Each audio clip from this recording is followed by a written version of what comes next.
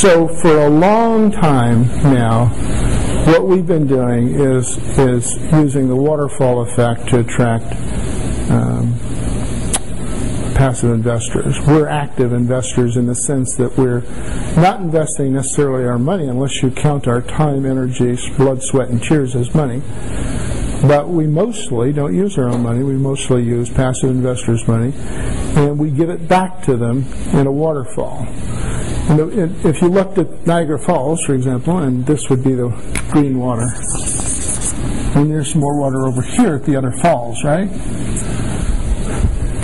And sometimes, depending on the way the river bottom moves, there'll be more money or more water flowing over the American Falls than over the Canadian Falls, and sometimes it's the reverse. I had a guy from Buffalo in my class one day, and he said, "That's not the way it works at all." But I like my way better. Okay, so if this is the river, and these are the two waterfalls, when people put money in our deals, they get most of the money that comes back out of the deal to begin with.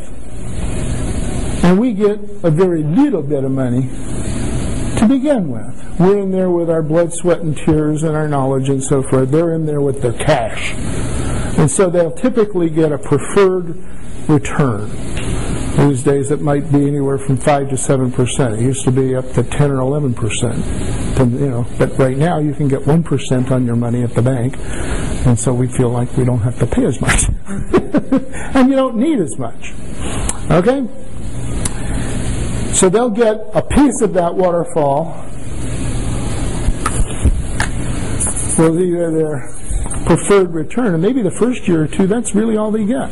If they put in $100,000, if somebody put in $100,000 and they get $7,000 a year, which is 7% return, maybe the first year or two, depends on the deal, that's all they get.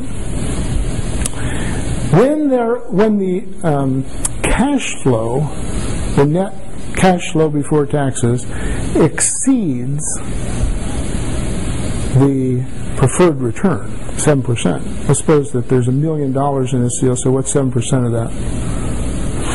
70,000, right? So when the cash flow exceeds 70,000 in that particular deal, there'll be a dividend, and the dividend will be heavily weighted in favor of the people that have got money in the deal. Might start at 30-70.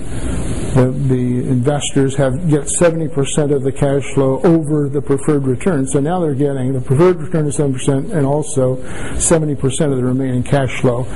And the sponsors get, say, 30%.